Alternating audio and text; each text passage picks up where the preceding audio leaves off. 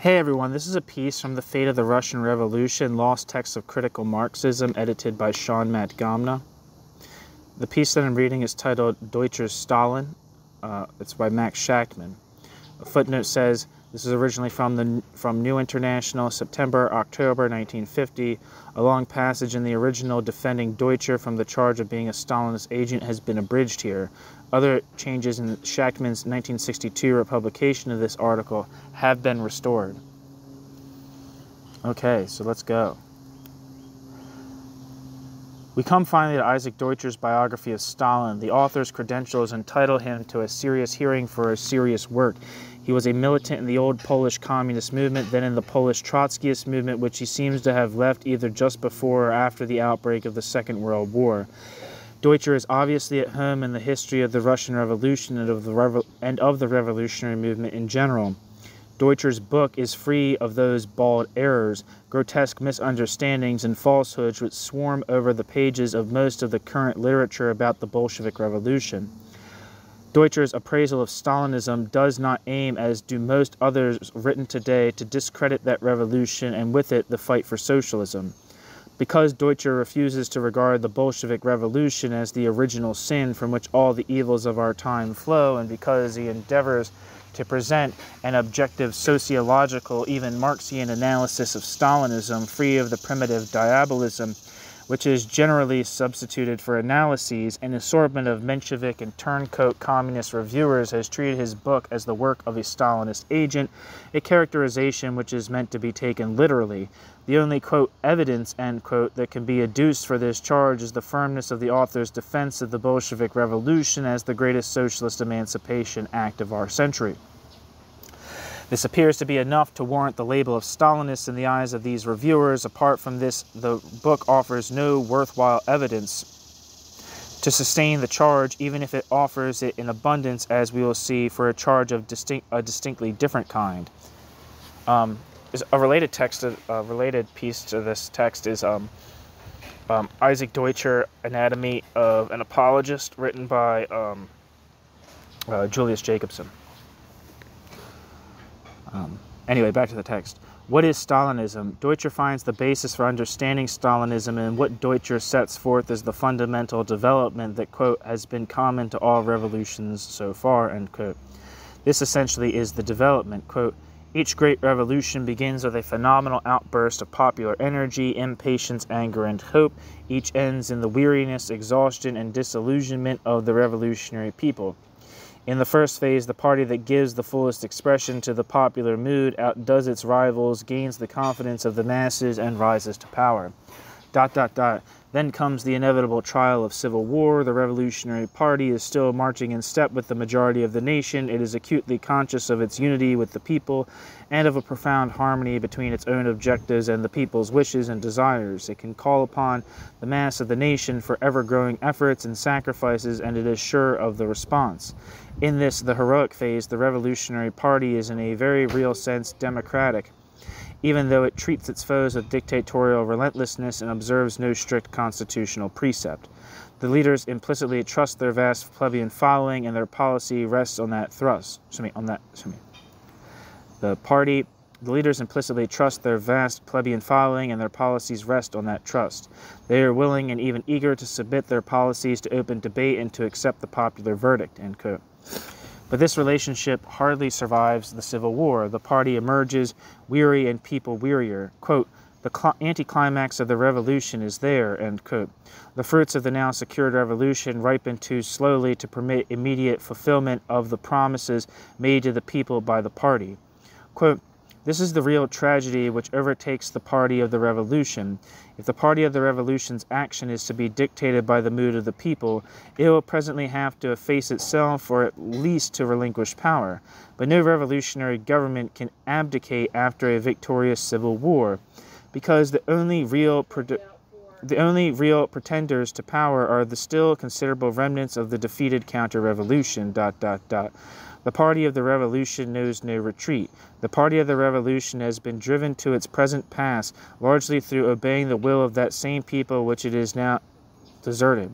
It will go on doing what it considers to be its duty without paying much heed to the voice of the people. In the end, it will muzzle and stifle that voice." End quote. Isaac Deutscher. The chasm between the rulers and the people widens without the former having a full understanding of what is happening, as the rulers, quote, "acquire the habits of arbitrary government and themselves come to be governed by their own habits." End quote. The party divides in two. Quote, "Some of its leaders point in alarm to the divorce between the revolution and the people. Others justify the conduct of the party on the grounds that the divorce itself is irremediable. Still others, the actual rulers, deny the fact of the divorce itself, for to admit it would be to widen further the gap between the rulers and the ruled. Some cry in alarm that the revolution has been betrayed, for in their eyes government by the people is the very essence of revolution. Without it there can be no government for the people. The rulers find justification for themselves in the conviction that whatever they do will ultimately serve the interests of the broad masses of the nation, and indeed they do, on the whole, use their power to consolidate most of the economic and social conquests of the revolution. Amid charges and countercharges, the heads of the revolutionary leaders begin to roll, and the power of the post-revolutionary state towers hugely over the society it governs. ... It is in this broad perspective that the metamorphosis of triumphant Bolshevism and Stalin's own fortunes can best be understood." End quote. Isaac Deutscher. That, according to Deutscher, is the law of revolutions. It is the, quote, "general trend of events, and this has been common to all great revolutions so far." End quote. To make his analysis more specific and to round it out, we must go further with Deutscher. Although Stalinism represents a, quote, "metamorphosis of Bolshevism," end quote, Stalinism is not Bolshevism's negation. In Stalin, there is still the Bolshevik, but no longer in the more or less pure state, as it were. His puzzled opponent asks, quote, "What is Stalin, after all? The architect of an imperial restoration who sometimes exploits revolutionary pretexts for his ends, or the promoter of communist revolution, camouflaging his purpose with the paraphernalia of the Russian imperial tradition," end quote. Deutscher answers, both. Stalinism is revolutionism and traditionalism, traded in a strange interplay, or as he puts it elsewhere, in Stalin there is the, quote, "conflict between his nationalism and his revolutionism," end quote. As a result of this duality, in Stalin or Stalinism, he carried out, 5 years later after Lenin's death, Soviet Russia's, quote, "second revolution," end quote. It is true that, quote, "the ideas of the Second Revolution were not Stalin's. Stalin neither foresaw the Second Revolution nor prepared for this Second Revolution. Yet Stalin, and in a sense, Stalin alone, accomplished this Second Revolution," end quote. It is likewise true that the cost was, quote, "the complete loss by a whole generation of spiritual and political freedom," end quote. But the, quote, "rewards of that revolution were astounding," end quote. Namely, the rapid industrialization, the modernization of agriculture, the reduction of illiteracy, the bringing of Asiatic Russia nearer to Europe, even while European Russia was detached from Europe. Yet the Stalinist revolution differs from the Bolshevik revolution, and the most important difference, quote, ... lies in the method of the revolution. Broadly speaking, the old Bolshevism staked its hope on the revolutionary momentum of the international labor movement. Old Bolshevism believed that the socialist order would result from the original experience and struggle of the working classes abroad, that it would be the most authentic act of their social and political self-determination. The old Bolshevism, in other words, believed in revolution from below, such as the upheaval of 1917 had been. The revolution which Stalin now carried into Eastern and Central Europe was primarily a revolution from above. The revolution which Stalin now carried into Eastern and Central Europe was decreed, inspired, and managed by the great power predominant in that area." End quote. The movement connected with his name, quote, "at once progressive and retrograde," end quote, shows Stalin to be the, quote, "breed of the great revolutionary despots to which Cromwell, Robespierre, and Napoleon belonged," end quote. Elsewhere, Deutscher adds Bismarck and Czar Alexander. Quote, "Like Cromwell as Lord Protector or Napoleon as Emperor, Stalin now remained the guardian and trustee of the revolution." Stalin consolidated the revolution's national gains and extended the revolution's national gains. Stalin, quote, built socialism, end quote, and even Stalin's opponents, while denouncing his autocracy, admitted that most of his economic reforms were indeed essential for socialism, end quote. Isaac Deutscher. But the fact that Stalin can take his place by the side of Napoleon and Bismarck is not accidental. Here Deutscher finally rounds out his analysis so that the conclusions are clearly implicit in it. Stalin's role, quote, ... results from one peculiar parallelism between the bourgeoisie and the socialist revolution in Europe, a parallelism that has come to light only since the Second World War. Europe in the 19th century saw how the feudal order outside France crumbled and was replaced by the bourgeois order. But east of the Rhine, feudalism was not overthrown by a series of upheavals on the pattern of the French Revolution, by explosions of popular despair and anger, by revolutions from below, for the spread of which some of the Jacobins had hoped in 1794. Instead, European feudalism was either destroyed or undermined by a series of revolutions from above. Napoleon, the tamer of Jacobinism at home, carried the revolution into foreign lands. Napoleon, the tamer of Jacobinism at home, carried the revolution into foreign lands, to Italy, to the Rhineland, and to Poland, where Napoleon abolished serfdom, completed or in part, and where his code destroyed many of the feudal privileges. Malgré lui-même, Napoleon executed parts of the political testament of Jacobinism. The feudal order had been too moribund to survive, but outside France the popular forces arrayed against it were too weak to overthrow it, quote, from below, end quote, and so it was swept away, quote, from above, end quote.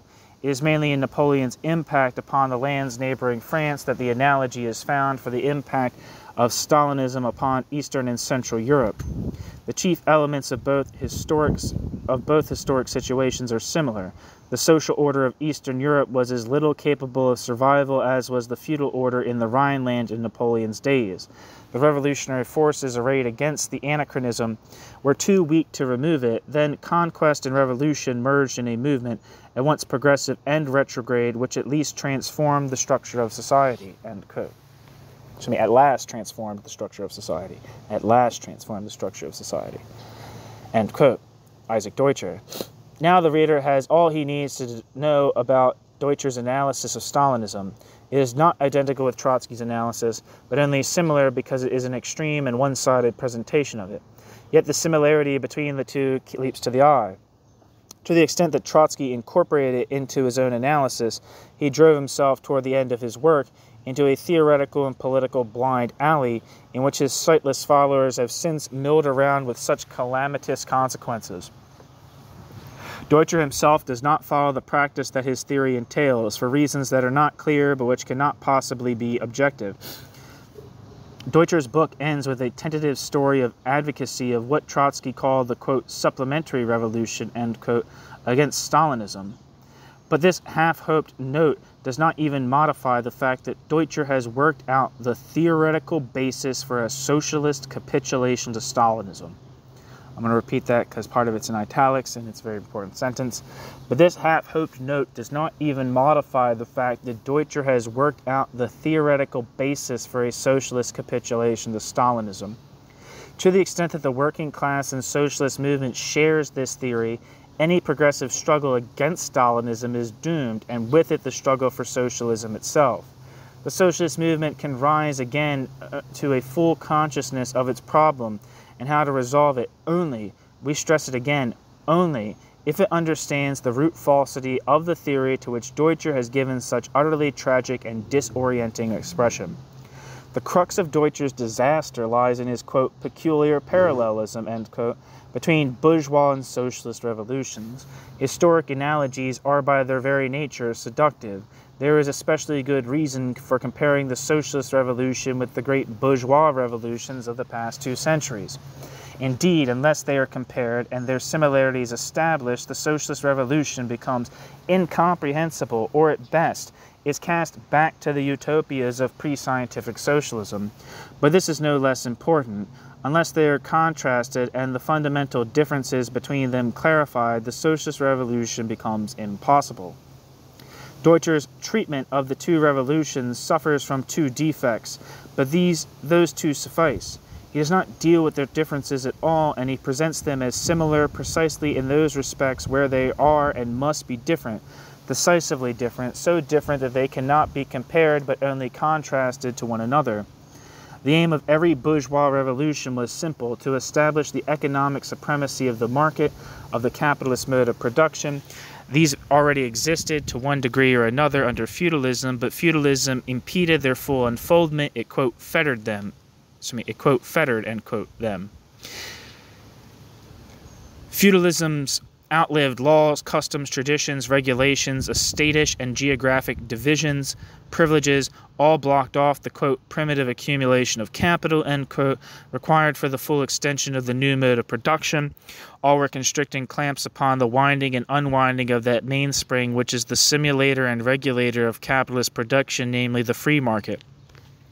The removal of these fetters, blocks, and clamps was all that was essentially required for the triumph of the bourgeois revolution, and not necessarily the complete destruction of feudalism in all its forms, or even of the feudal lords themselves.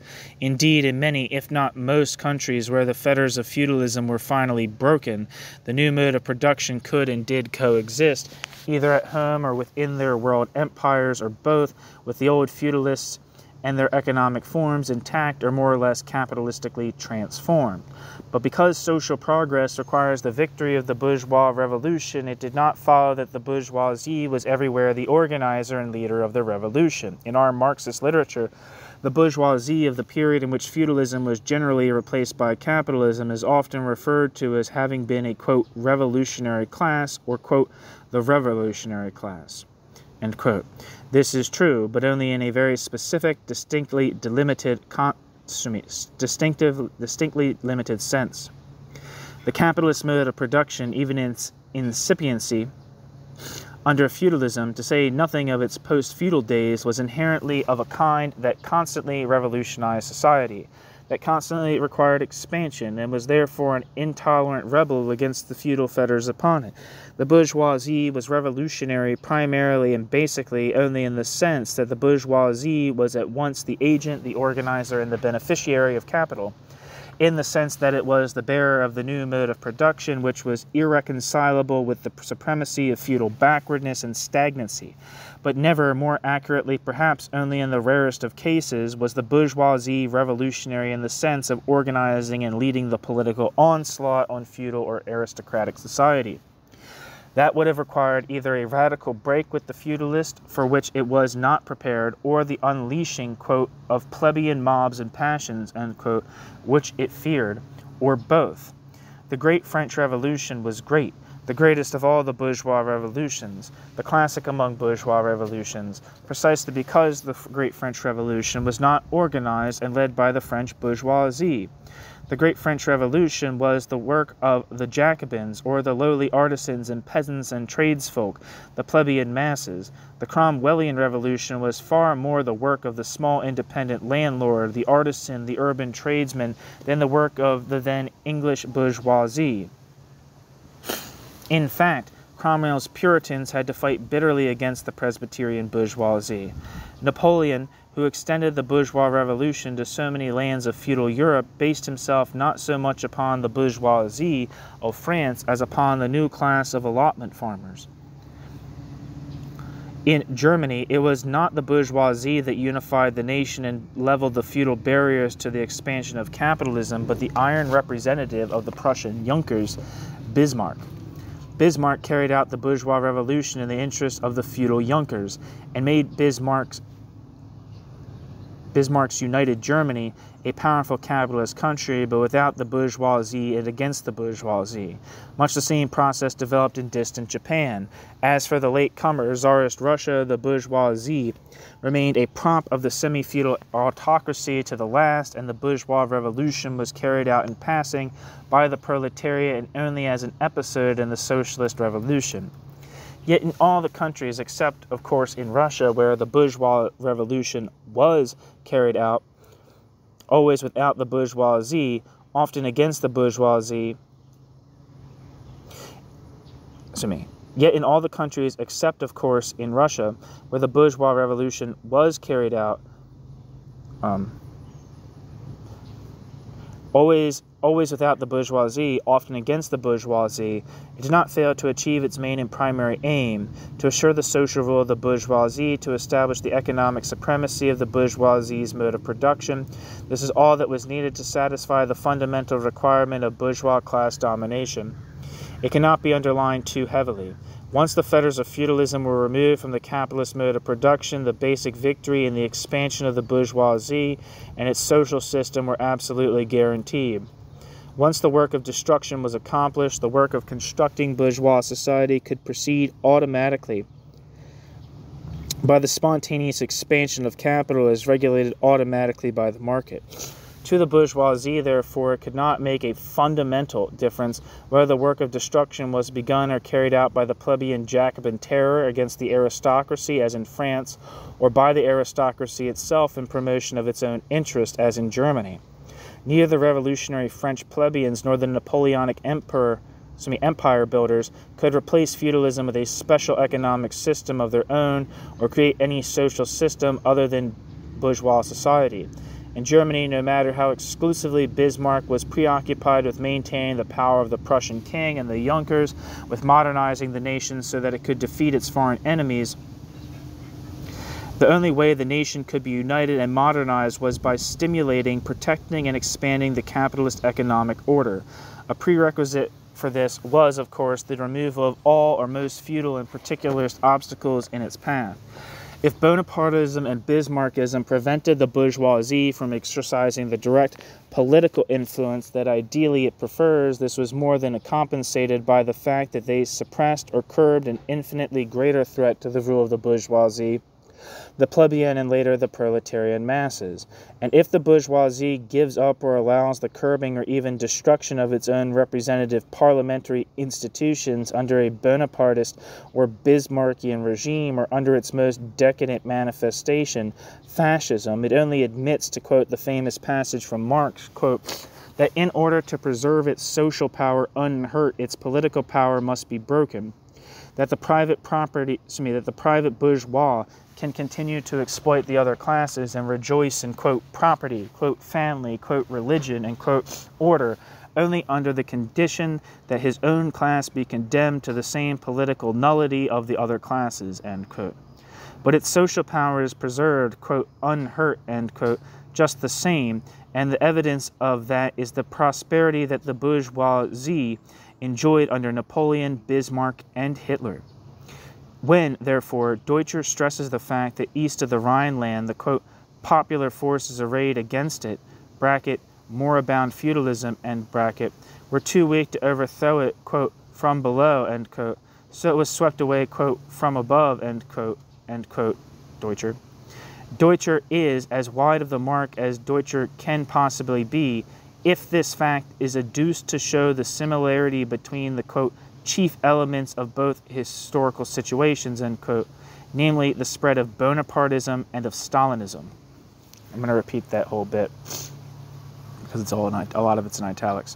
When, therefore, Deutscher stresses the fact that east of the Rhineland, the, quote, popular forces arrayed against it, bracket, moribund feudalism, end bracket, were too weak to overthrow it, quote, from below, end quote, and so it was swept away, quote, from above, end quote, he is as wide of the mark as he can possibly be if this fact is adduced to show the similarity between the, quote, chief elements of both historical situations, end quote, namely the spread of Bonapartism and of Stalinism.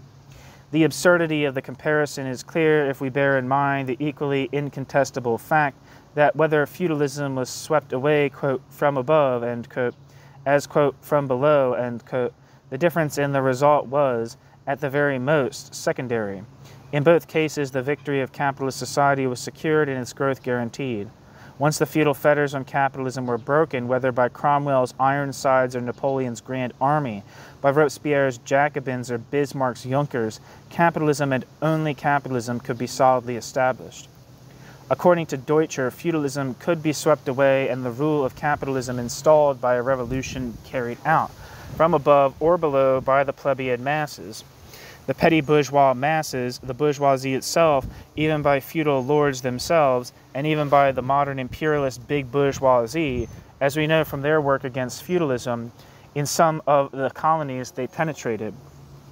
For the comparison to be less than ludicrous, it would have to be demonstrated that today, quote, moribund capitalism, end quote, can also be swept away, and the rule of socialism also installed by a revolution and carried out by the petty bourgeoisie, and any other class, in addition to the proletariat. It would also have to be demonstrated that, just as it made no essential difference to the bourgeoisie how its revolution was effected, so today it makes no decisive difference to the proletariat whether it makes its own socialist revolution or the revolution is made by a GPU, which enslaves and terrorizes the proletariat. To demonstrate that would be difficult. The socialist revolution does not even lend the socialist revolution itself to the kind of comparison with the bourgeois revolution that Deutscher makes. The emancipation of the working class, said Marx, is the task of the working class itself, to which we add explicitly that what is there implicitly, quote, of the conscious working class, end quote. Is this mere rhetoric or a phrase for ceremonial occasions? It has been put to such uses. But it remains the basic scientific concept of the socialist revolution, entirely free from sentimentality and spurious idealism. The revolution, which destroys the fetters of feudalism we wrote above, assures by the mere act the automatic operation and expansion of the new system of capitalist production. We stress the word, quote, new, to distinguish capitalism in the period of its rise and bloom from capitalism in its decline and decay, when the automatic regulators of production break down more and more frequently and disastrously. But that period is another matter. Conscious direction of the capitalist economy plays its part, but at most it is secondary, or better yet, auxiliary to what Marx calls the, quote, self-expansion of capital, end quote. It is altogether different with the socialist revolution. It is altogether different with the socialist revolution.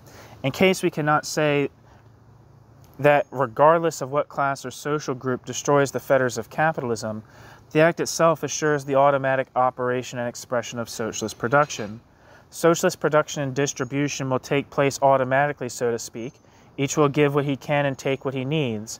Only decades, how many we do not know or need to know, after the revolution itself has taken place, only after civilized socialist thinking and behavior have become the normal habit of all the members of the community. But immediately after the socialist revolution takes place, production and distribution must be organized and regulated. The bourgeoisie can no longer organize production, since the bourgeoisie has just been or is about to be expropriated and therefore deprived of the ownership and control of the means of production. The market can no longer regulate production automatically, for it has been or is being abolished along with other conditions of capitalist production. In any case, it disappears to exactly the extent that socialist production advances. Unlike capitalist production, socialist production, that is, production for use, demands conscious organization of the economy so that it will function harmoniously. It is that consideration, and it alone, that requires of the new revolutionary regime the nationalization, sooner or later, of all the means of production and exchange. And it is this centralization of the means of production that makes possible, to an ever-increasing degree, the harmonious planning of production and distribution. Planning, in turn, implies the ability to determine what is produced, how much of each product is produced, and how it is distributed to the members of the community, limited only by the level of the available productive forces. To determine these things consciously, in contrast to capitalism, which produces according to the dictates of the blindly operating market and distributes according to glaring class inequalities. Now, what assurance is there that the masses, who have made the revolution in order to establish a socialist economy, will be the main beneficiaries of the planned decisions that are taken and executed? We say cautiously, quote, main, end quote, and not sole beneficiaries, for obviously in the first stage of the new society, the economy will necessarily be encumbered by, quote, parasitic, end quote, specialists, military households, and bureaucrats. Only one assurance, that the decisions on what and how much is produced and how it is distributed are taken by the masses themselves, concretely through their freely and easily elected and just as freely and easily recallable representatives. Otherwise, there is no assurance whatever that those who make the decisions on how the economy shall be organized will make those decisions in conformity with the economic principles of socialism, or precisely that are socialist in type, socialist in direction. In other words, the economic structure that replaces capitalism can be socialistic only if the new revolutionary regime, the state, is in the hands of the workers, only if the working class takes and retains political power. For once capitalist ownership is destroyed, all economic decisions are necessarily political decisions, that is, decisions made by the state, and now has all the economy, which now has all the economy and all the economic power in its hands. And if the working class then does not have political power, it has no political power at all. And if the working class then does not have political power, it has no power at all.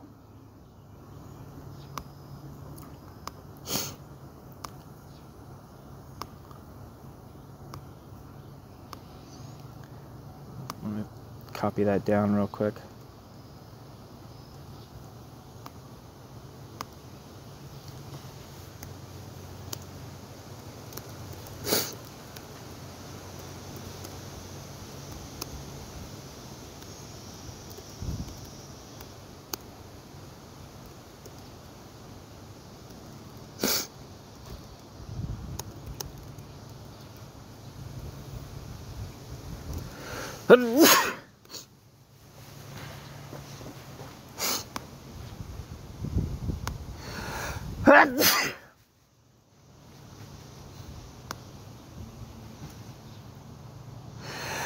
All right, so here we go.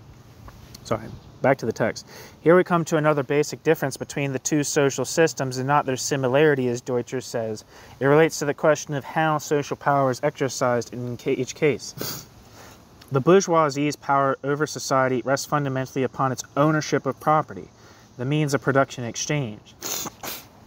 That ownership determines, in Marx's excellent phrase, the bourgeoisie's mastery over the conditions of production and therefore over society as a whole.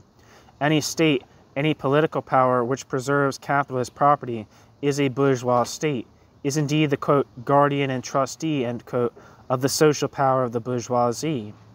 This holds for the state of Napoleon, Bismarck, Roosevelt, Ramsay MacDonald, or Hitler.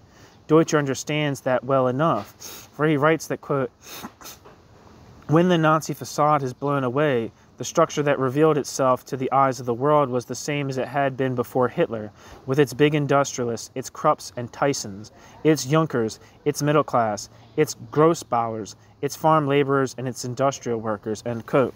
The social power of the bourgeoisie was and remains in property ownership, its economic power. It is exactly the other way around with the proletariat.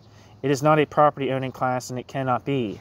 Not under capitalism, not under the revolutionary regime that separates capitalism from socialism, and certainly not under socialism itself, which knows neither property nor the proletariat. The revolution which expropriates the bourgeoisie does not turn its property over to the workers. This worker or group of workers now owns a steel mill, that one a railroad, the other a bank, etc. That would indeed be a revolution for nothing. You'd merely create a new type of capitalist property-owning class. No, the revolution nationalizes immediately or gradually all property, turns it over to the new regime, the revolutionary state power. That is what happened in Russia in 1917 when the revolution was carried out, quote, from below, end quote. The quote, old Bolshevik, end quote, method. Every politically educated person knows that it was a socialist revolution, that it raised the proletariat to the position of ruling class, that it abolished capitalist property and established socialistic property in its place. In that case, wherein lies the fundamental difference between the revolution and those carried out, quote, in that case, wherein lies the fundamental difference between the revolution and those carried out, quote, from above, end quote, by Stalin throughout the Balkans and the Baltic. The bourgeoisie was expropriated politically as well as economically. Its property was nationalized and turned over to the new state power. According to Deutscher, there is no basic difference, no class difference, so to say. Just as Napoleon carried out the bourgeois revolution in Poland, so Stalin carried out the socialist revolution all the way to Germany. The, quote, orthodox, end quote, Oof, Trotskyists are reluctantly but irresistibly drawn closer to the same monstrous conclusion. Their embarrassment over Deutscher is due entirely to the fact that he has anticipated them. Yet there is a difference, and it is fundamental. The Communist Manifesto stresses, and how much more emphatically should we stress it in our time, quote, that the first step in the revolution by the working class is to raise the proletariat to the position of ruling class to win the battle of democracy, end quote. The Communist Manifesto. It is not just some new political power in general that will socialistically expropriate the bourgeoisie, but the new proletarian power. And if in anticipation of present controversies, Marx underscores the point at the beginning and at the end, quote, the proletariat will use its political supremacy to wrest by degrees all capital from the bourgeoisie, to centralize all instruments of production in the hands of the state, end quote. What state? To make sure he is understood, Marx adds, quote, i.e. of the proletariat organized as the ruling class, end quote. Of the proletariat organized as the ruling class. The test of this, quote, formula, end quote, for the socialist revolution, to say nothing of a dozen other tests, was passed precisely by the Bolshevik Revolution. Nothing of the sort happened in the case of Stalinist, quote, socialist revolution, end quote. The revolution, quote, from above, end quote. The proletariat is never allowed to come within miles of, quote, political supremacy, end quote. What the new state, quote, rests, end quote, first of all, and not very gradually either, are all the political and economic rights of the proletariat, reducing it to economic and political slavery.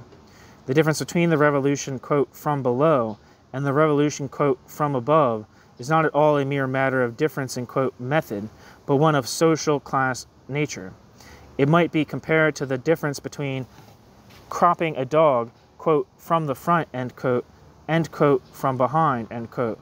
By one, quote, method, end quote, the tail is cut off, and the dog, according to some fancier, is healthier and handsomer. But if the other, quote, method, end quote, were employed, and his head were cut off, he would not have a, quote, bureaucratically degenerated dog, end quote, but a dead dog.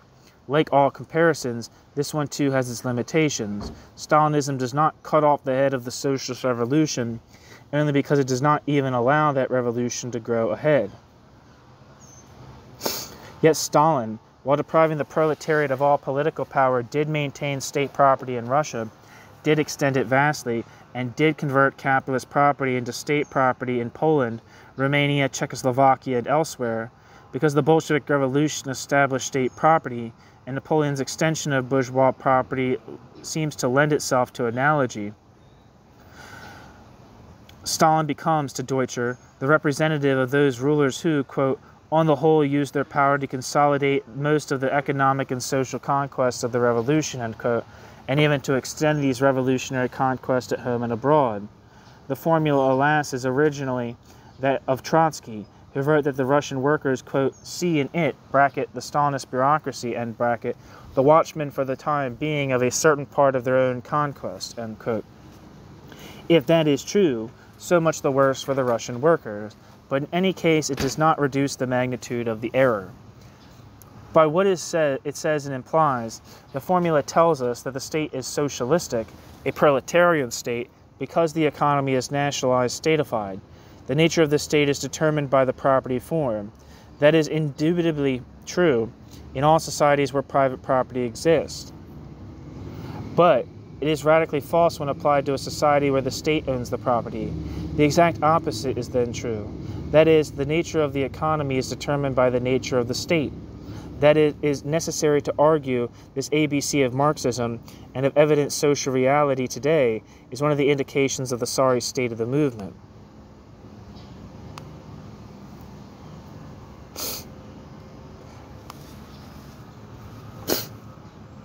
The theory that the economy is socialistic simply because the state owns it was originated by Stalinism. It was needed by Stalinism to help achieve its counter-revolution. It continues to this day the quintessential theoretical basis, it constitutes to this day the quintessential theoretical basis for its worldwide mystification. As early as 1925, almost coincidentally, significantly enough, with the launching of the theory of, quote, socialism in one country, end quote, The Stalinists began to put forth continuously but unmistakably the theory that Deutscher has so uncritically taken for granted, as cautiously as the one but not so uncritically as the other. Then Leningrad opposition, Zinoviev and Kamenev, took issue with the theory and warned against it. Kamenev's speech on the question of the nature of the economy in Russia, delivered at the 14th Party Congress toward the end of 1925, is therefore of prime interest. Quote, "Do we perhaps doubt that our factories are enterprises of a, quote, consistently socialist type?" End quote. No. Why did Lenin say that our enterprises are, quote, enterprises of a consistently socialist type? End quote. Why didn't he directly say that they are genuinely socialist enterprises? What does this mean? The enterprises of a consistently socialist type? It means that these enterprises are essentially socialistic enterprises. They are socialist in what are called property relations. The factories belong to the proletarian state, that is, to the organized working class, ... The correct conception of our state industry consists in this, that our state enterprises are really enterprises of a consistently socialist type, inasmuch as they represent the property of the workers' state, but that they are far from being complete socialist enterprises because the mutual relations of the people engaged in them, the organization of labor, the form of the labor wage, the work for the market, represent no elements of an unfolded socialist economy." End quote. At this point, it is worth noting the Congress minutes report an interruption from one of the hostile Stalinist delegates, quote, "You have discovered America," end quote. In those early days, the Stalinists did not dare challenge directly and openly the simple ABC ideas Kamenev was expounding. His ideas are clear. The property of the economy can be considered socialist in type, not even socialist, but as yet only socialist in type, only because, quote, they represent the property of the workers' state, end quote, only because, quote, the factories belong to the proletarian state, that is, to the organized working class, end quote. The character of the economy is determined by the character of the political power, the state. The Stalinists need the very opposite theory in order to cover up and justify the destruction of the political power of the working class and therewith of the workers' state, whereas Kamenev and all other Marxists declare that the property is socialist only because it is owned by a workers' state, quote, that is, the organized working class, end quote, in power. The Stalinists declare the state is socialist simply because it owns the property. This theory is now canonized as a constitutional law in all Stalinist lands, and all arguments against it are promptly and thoroughly refuted by the GPU.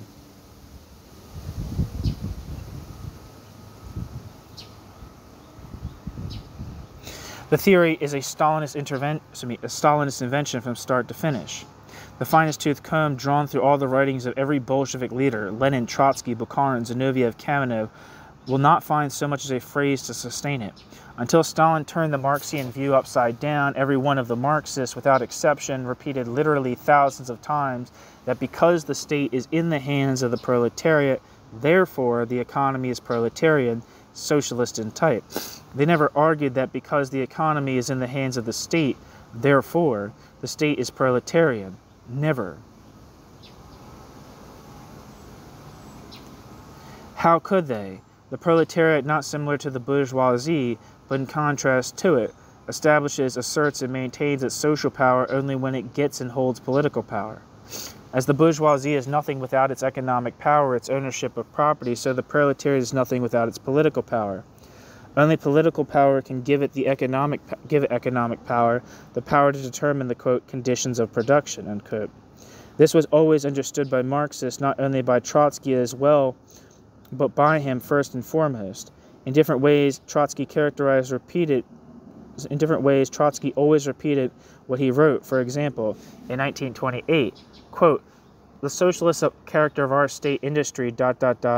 is determined and secured in a decisive measure by the role of the party, the voluntary internal cohesion of the proletarian vanguard, the conscious discipline of the administrators, trade union functionaries, members of the shop nuclei, etc. ... The question reduces itself to the conscious cohesiveness of the proletarian vanguard," end quote. In a word, the nature of the economy is determined by the nature of the political power. In the 30s, however, it became plain that while the proletariat of Russia had lost all political power and even the possibility of reforming the Stalinist regime, the latter had not introduced capitalism as Trotsky erroneously predicted it would. Only then did Trotsky find himself impelled to reverse himself completely.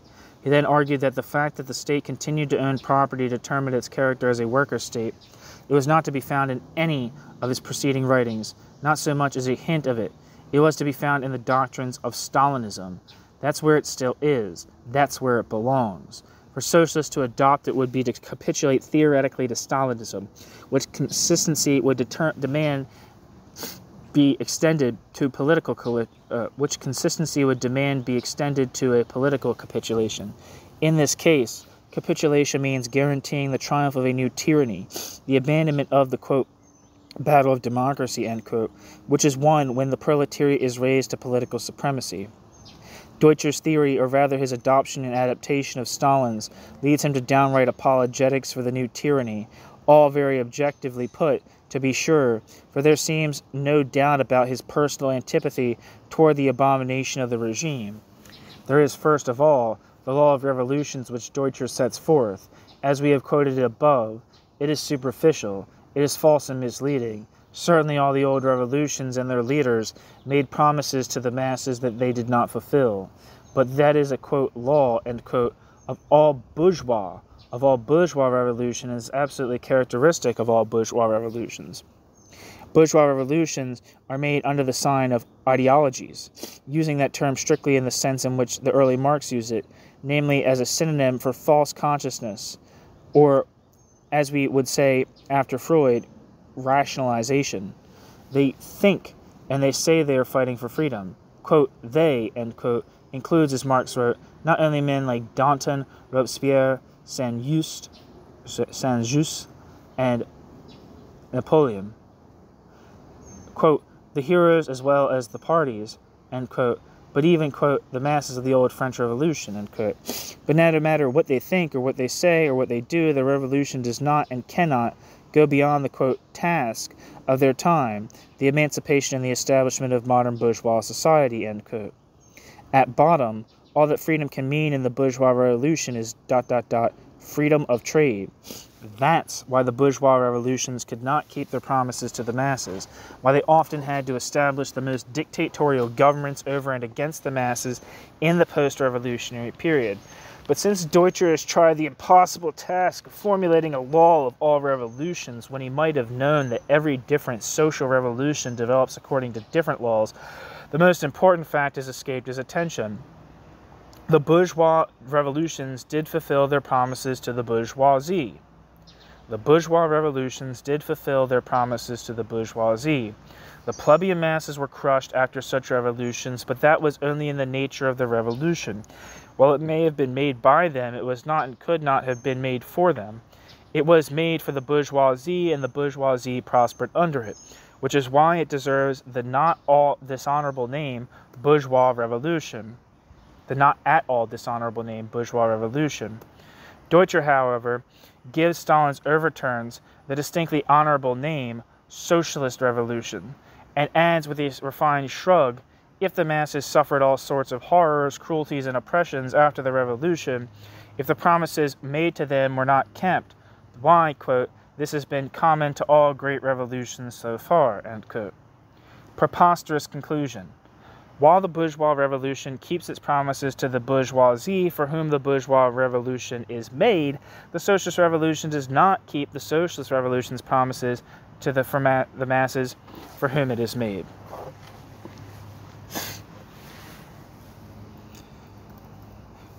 Correct conclusion. To make correct conclusion, the Stalinist revolution is not a socialist revolution in any sense, and therefore is not intended to make good its promises to the masses. It is a revolution of the totalitarian bureaucracy, and it most decidedly does keep its promises to this bureaucracy. There is, in the second place, Deutscher's weird justification of the, quote, follies and cruelties, end quote, of Stalin's, quote, second revolution. The industrialization of Russia. We have listened with sheer amazement in recent times to the same justification on the lips of British socialists who are not abashed at abusing the name of Trotsky by assuming it.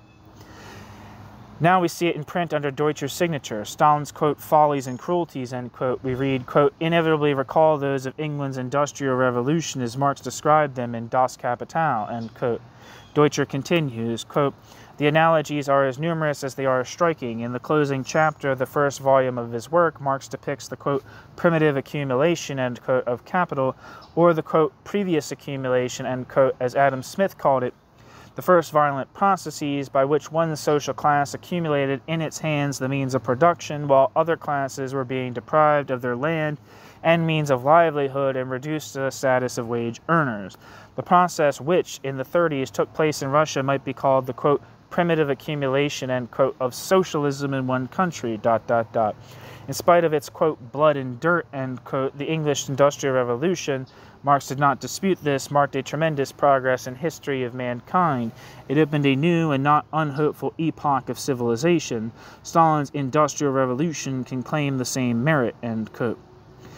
The comparison is so microscopically close to being an outrage as to be indistinguishable from an outrage, and it shows how Deutscher has literally lost his bearings. The period of the old Industrial Revolution was a brutal one, but a harsh social task faced society, and it had to be performed. By whom? The feudal aristocracy could not perform it. The fetus of the proletariat was not yet able to perform it. There was left only the young, lusty, callous bourgeoisie. It proceeded to concentrate property and capital in its hands in sufficient quantity to develop the forces of production on a vast scale and at a breathtaking pace. Who suffered the hideous cruelties and horrors of this accumulation?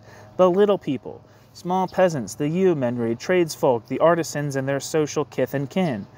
Who were the beneficiaries of these horrors? The bourgeoisie. Moral indignation apart, the process unfolded as it had to unfold given the times, given the class relationships. It was a question of the primitive capitalist accumulation. Accumulation is a need in all societies, socialist included. Indeed, fundamentally, the problem of socialist accumulation was the economic rock on which the ship of state of the Russian Revolution foundered, a subject that requires the special study that it merits. The problem was not unknown to the leaders of the revolution. They debated it often and warmly. In the early 20s, Preobrazhensky devoted a special work to the subject, which soon evoked a violent controversy. Preobrazhensky pointed out that in the past, every social order achieved its particular accumulation at the expense of, quote, by exploiting, end quote, earlier inferior economic forms. Therefore, continued Preobrazhensky, quote, the more economically backward, the more petty bourgeois, the more agricultural is the country that is passing over to a socialist organization of production, the slighter the heritage that the proletariat receives for the fund of its socialist accumulation at the time of the social revolution. The more the socialist accumulation will have to base itself upon the exploitation of the pre-socialist economic forms, and the later will be the specific gravity of the accumulation derived from its own basis of production. That is, the less will this accumulation be based upon the surplus product of the workers in socialist industry, end quote. The basic law of socialist accumulation in Herald of the Communist Academy, 1924. Preobrazhensky. Although the Trotskyist opposition, of which Preobrazhensky was a prominent leader, did not endorse his views, the Stalinists let loose a hue and cry against Preobrazhensky that echoed for years. In his restrained way, Stalin denounced these views because they would, quote, undermine the alliance between the proletariat and the peasantry, end quote, and shatter the dictatorship of the proletariat, no less. For Preobrazhensky's views so easily lent themselves to the interpretation that the peasantry as a whole had to be exploited to build up the found for socialist accumulation.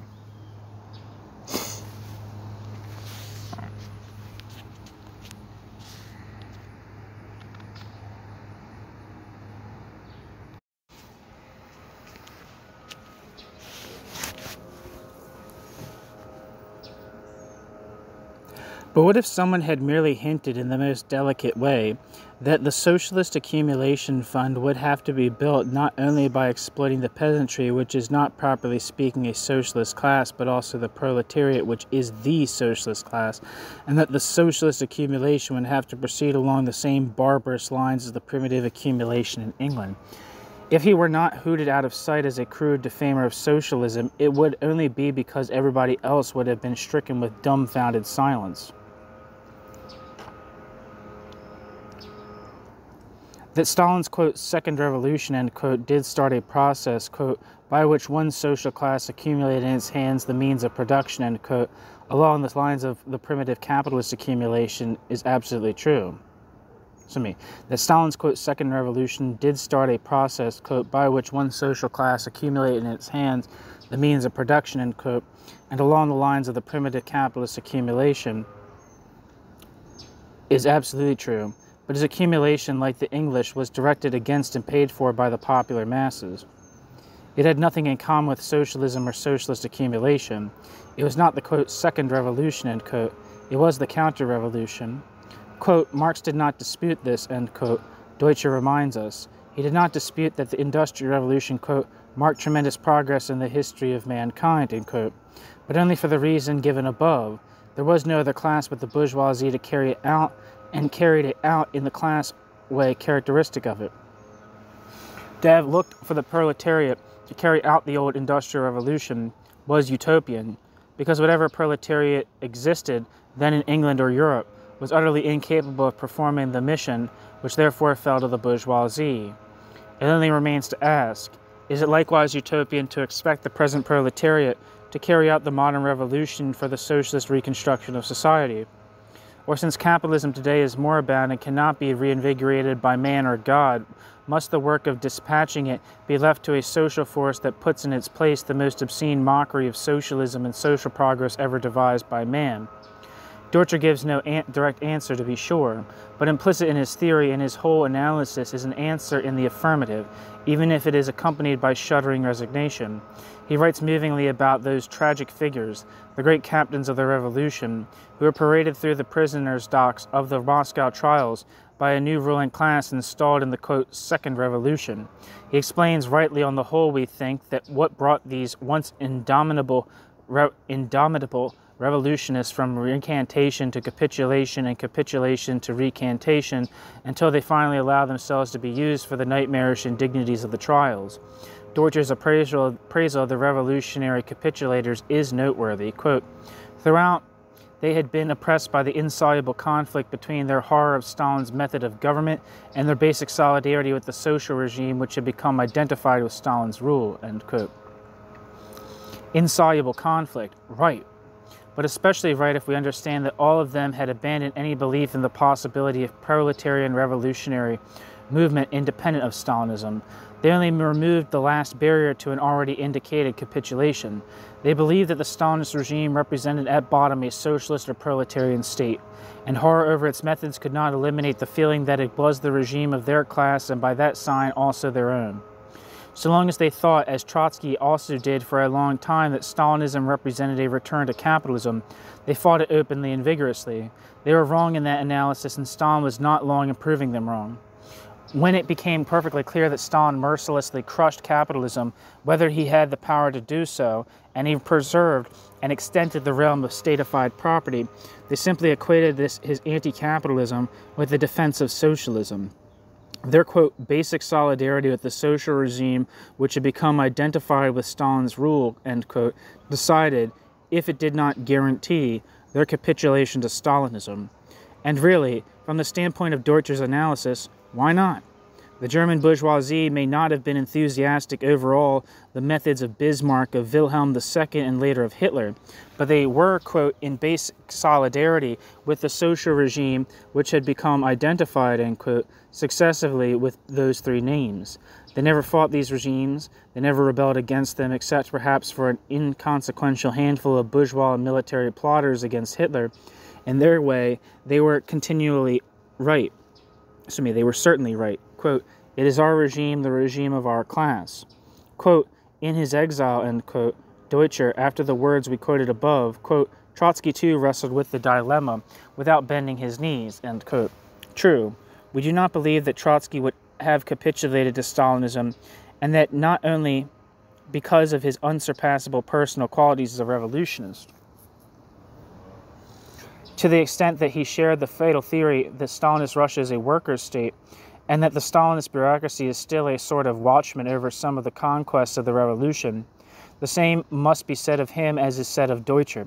The course of most of his followers, since his death, bears witness to this. But everything within limits. In the first place, Trotsky introduced a radically modifying, quote, amendment, end quote, to his theory in a small but increasingly invaluable section of his 10 years ago polemic against us, which has proved so much more durable than those remaining sections which should be mercifully consigned to the oblivion of the archives. The amendment did neither less nor more than allow that events might prove that the Stalinist, quote, workers' state, end quote, was only a new class system of totalitarian collectivist exploitation, the state of neo-barbarism. In the second place, he replied unhesitatingly and confidently in the affirmative to the key question he posed there, quote, will objective historical necessity in the long run cut a path for itself in the consciousness of the vanguard of the working class, end quote. These views, despite his internally contradictory theory about Stalinist Russia, enabled Trotsky to remain the active and dreaded mortal enemy of Stalinism, because he could write that the one and the only decisive standpoint for the revolutionist was the enhancement of the, quote, consciousness and organization of the world proletariat, the raising of their capacity for defending former conquests and accomplishing new ones, end quote. He remained the greatest contemporary champion of the proletarian socialist revolution, that, quote, revolution from below, end quote, which alone is socialist. It is these views that mark the chasm between their upholders on the one side and those who, out of despair or panic or premature fatigue, have retired from the struggle for socialism or gone over to an enemy camp. Let them go. But those still resolved to carry on the fight must rid themselves and all others of the last trace of the view that, in some way, in some degree, the Stalinist neo-barbarism represents a socialist society. The view is disseminated for different reasons, but with similar reasons, by both the bourgeois and the Stalinist enemies of socialism. It has become the curse of our time. Of that, Deutscher's book is only another and saddening proof. Its value in the fight against Stalinism can only be to startle some people into thinking and rethinking the problem of Stalinism and seeing Stalinism for what it is. For it is a problem without which we can say, for it is a problem about which we can say with Jean-Paul, quote, wenn ihr eure Augen nicht braucht, zu sehen, so werdet ihr sie brauchen, zu weinen, end quote. If you do not use your eyes to see with, you will need them to if you do not use your eyes to see with, you will need them to weep with. I like that. If you do not use your eyes to see with, you will need them to weep with. Thanks for listening. That's the end of Max Shachtman's piece, Deutscher Stalin. Thanks for listening.